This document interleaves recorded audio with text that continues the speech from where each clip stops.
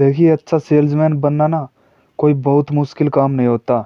आपको बस थोड़े से ये काम करने पड़ेंगे, जिससे आपको ये पता चल जाएगा कि आपको गलती कहाँ पर हो रही है। अगर आपसे गलती होगी तो आप उसको सुधार सकते हैं। आप ये देखो कि आप किसी भी फील्ड में हो, आपसे गलतियाँ तो होती है ना, तो अगर आपसे गलतियाँ होगी तो आप उनको सुधार भी सकते हो। अब ये तो है नहीं कि आपकी जो गलती है वो लास्ट गलती होगी, ऐसा नहीं होता। आपको बस देखना पड़ेगा कि मुझसे कहाँ पर गलती हो रही है। तो जितने भी काम है ना, सभी आप सीखते हो। मान लो आपको बाइक चलानी नहीं आती, आपको गाड़ी चलानी नहीं आती, आप सीखते हो। आप फर्स्ट डे ट्राई करते हो, आप सेकंड डे ट्राई करते हो। आप ऐसे करते करते 20-22 दिन में आप पूरे एक्सपर्ट बन जाते हो। तो वो कैसे बनता है? वो सिर्फ बस प्रैक्टिस करने से बनता है। आप जितनी ज़्यादा प्रैक्टिस करोगे ना, आपका माइंड उतना ही अच्छे से काम करेगा। देखो, ये काम है ना, ये सिर्फ सबकॉन्शियस माइंड का है। अब आपको पता है, अगर आप कोई काम करते हो, 21 दिन आप लगातार उस काम को करते हो ना, तो वो जो काम होता है वो आपके सबकॉन्शियस माइंड में बैठ जाता है। तो वो आप ये देखो, आपने गाड़ी चलानी सीखी, आप फर्स्ट टाइम आप गाड़ी चलाते हो, तो आपको क्या होता है? आपको गियर पे भी ध्यान देना पड़ता है, आपको क्लच पे भी ध्यान देना पड़ता है, आपको स्टीयरिंग पे भी, आपको आगे भी देखना पड़ता है। सब कुछ आपको देखना पड़ता है, ठीक है? और वहीं अगर आप 21वें दिन आप कितनी मर्जी स्पीड पर गाड़ी चला रहे हो, सामने से कुछ भी हुआ ना, तो आप उसको कंट्रोल कर लोगे। आपको किसी पर ध्यान देने की ज़रूरत नहीं पड़ेगी। आपका जो हाथ है वो गियर पे भी जाएगा, आपका जो पैर है वो क्लच पे, ब्रेक पे भी जाएगा, वो सब कुछ जाएगा। वो क्यों जाएगा? वो ये होगा कि आप प्रैक्टिस कर चुके हो। तो सेल्समैनशिप भी आप सीख सकते हो। ये भी कोई बहुत बड़ी चीज़ नहीं होती, आपको बस ट्राई करना पड़ेगा। अब आप ये देखते हो कि जो सेल्समैन है ना, वो बहुत ज़्यादा पैसे कमा रहे हैं। जितने भी सेल्समैन हैं वो बहुत पैसे कमा रहे हैं। पैसे छोड़ो यार, आपको ये भी पता है, जितने भी बंदे हैं ना जो बड़े बड़े बिजनेसमैन हैं, उनमें से ज़्यादातर पहले सेल्समैन ही थे। तो उन्होंने सेल्समैन करके सीख लिया, उन्होंने सेल करके सीख लिया कि किस प्रकार लोगों को प्रोडक्ट पसंद आते हैं और उनसे कैसे बातें करनी है। तो आप ये देखो यार, आप अगर जॉब करते हो तो आपकी एक सैलरी है जो वो फिक्स होती है, वो कभी नहीं बढ़ेगी। वो साल में कोई 2-4% मुश्किल से बढ़ेगी। और अगर आप सेल्समैन हो ना, तो ये आप पे डिपेंड करता है, आपकी कैपेबिलिटी के हिसाब से आपको पैसे मिलते हैं। तो जितना आप कैपेबल होगे ना, आपको उतने ज़्यादा रिटर्न मिलेंगे।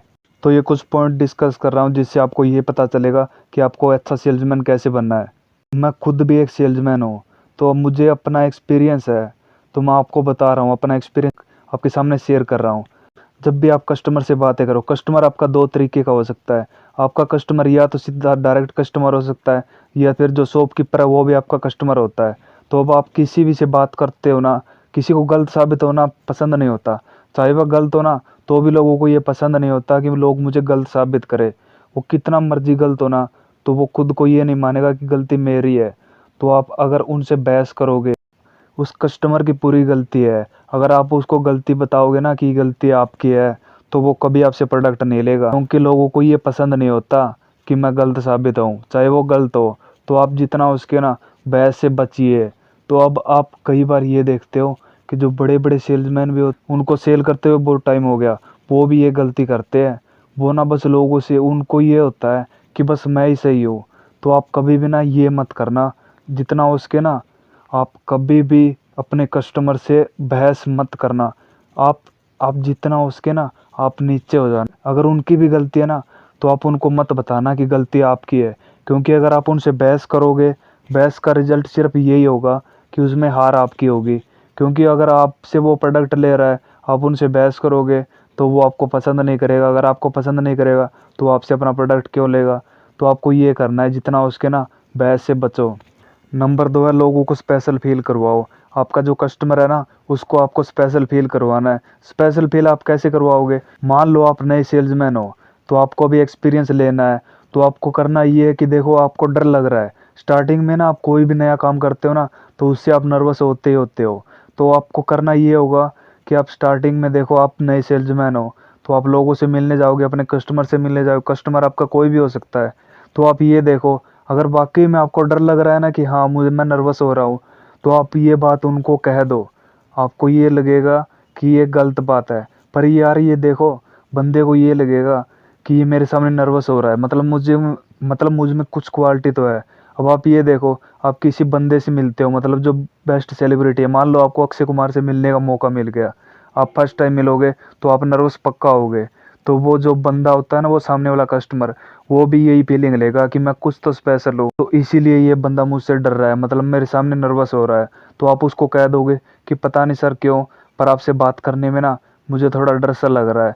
तो वो खुश हो जाएगा, वो ये सोचेगा कि मुझ में कुछ तो बात है जो ये नर्वस हो रहा है। तो स्पेशल फील आपको करवाना पड़ेगा। अगर आपको अच्छा सेल्समैन बनना है ना, तो आपको लोगों से कुछ हट के करना पड़ेगा। बाकी सारे सेल्समैन क्या करते हैं, बाकी सिर्फ यही करते हैं कि जितना हो सके इनसे बातें कम से कम करो और इनको प्रोडक्ट बेचो और जाते रहो। ऐसा थोड़ी होता है यार, आपको ना उसके साथ बैठना पड़ेगा, उनसे बातें करनी पड़ेगी। तो नंबर 3 है, लोगों से रिलेशनशिप बनाओ। आपको ये करना है कि आप देखो, आप स्टार्टिंग में लोगों से मिलने जाते हो, आपके कस्टमर से, तो आपको उनको ये करना है, मान लो आपका वो रिपीट कस्टमर है, मतलब आपसे परचेज करेगा वो माल, जितना परचेज करेगा, तो आप उनसे रिलेशन बनाओ। आप उनके दोस्त बन सकते हो। मान लो अगर वो आपसे उम्र में बड़े हैं, तो आप उनको रिस्पेक्ट दे दीजिए। तो आपको ये करना पड़ेगा। अब आप ये देखो, कोई नया बंदा होता है ना, लोग उनसे माल बहुत कम खरीदते हैं, और अगर वो ये होगा कि वो मेरी जान पहचान का हो, तो लोग उनसे माल खरीदना पसंद करेंगे। तो जितना हो सके ना रिलेशन बनाइए लोगों से। आप स्टार्टिंग में जाते ही ना आपको उनका हाल चाल पूछना है, उनको नमस्ते करनी है, आपको जो भी हो ना, आपको जो अच्छा लगे आपको वही बोलना है उनको। स्टार्टिंग में अगर आप अच्छा बोलोगे तो वो आपसे प्रोडक्ट लेंगे। और अगर स्टार्टिंग में आप अपने प्रोडक्ट के बारे में बताने लग जाओ कि हमारा प्रोडक्ट ये, हमारा प्रोडक्ट वो, तो आप कभी अच्छा सेल्समैन नहीं बन सकते, आपकी सेल होगी नहीं। क्योंकि अगर आप बस अपना ही गुणगान करे जाओगे कि मेरे प्रोडक्ट में ये है वो है, तो वो कभी नहीं मानेगा। और अगर आप उनसे रिलेशनशिप बनाओगे तो वो अच्छे से काम करेंगे। वो तो जितने भी आपके प्रोडक्ट होंगे ना, वो उनमें से कुछ प्रोडक्ट तो ज़रूर यूज़ कर लेंगे। जितना उसके ना लोगों से रिलेशन बनाइए। Number 4, make a list. आपको ये करना पड़ेगा। आपको ये देखना है कि मुझे पूरे दिन में कितने लोगों से मिलना है, कितने मेरे कस्टमर होंगे, उनसे मुझे बातें करनी है, उनसे मीटिंग करनी है। सब कुछ आपको लिखना पड़ेगा। आप लिखोगे तो आपको ये पता चलेगा कि मेरा टाइम कहाँ पर वेस्ट हो रहा है। अब आप ये देखो, जितना आप प्रोडक्टिव काम करोगे आपका रिजल्ट उतना ही मिलेगा। ज़रूरी नहीं कि आप ज़्यादा घंटे काम करोगे तो ही आपको रिजल्ट बेस्ट मिलेगा। आपको पहले ये लिखना पड़ेगा कि मुझे कितने लोगों से मिलना है।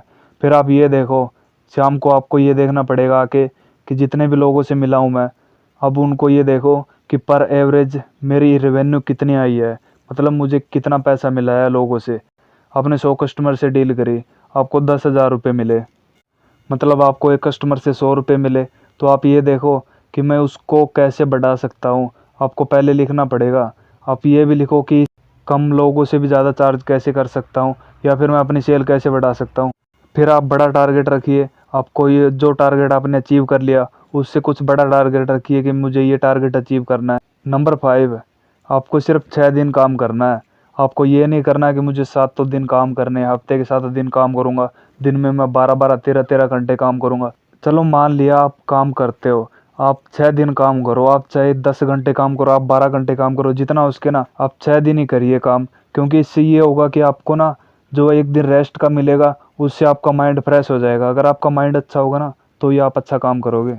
अब जो बड़ी बड़ी कंपनियां है ना, वो अपने लोगों को सिर्फ 5 दिन काम पे बुलाती है, 2 दिन उसकी छुट्टी होती है। और आप जो बच्चों को देखते हो, इनका स्कूल लगता है, आप ये देखो कि उनकी संडे की छुट्टी होती है ना। संडे की छुट्टी किस लिए होती है, वो इसीलिए होती है कि उनका माइंड जो है ना वो फ्रेश हो जाए, और मंडे को जब वे स्कूल आएंगे ना, तो उनका माइंड अच्छे से काम करे।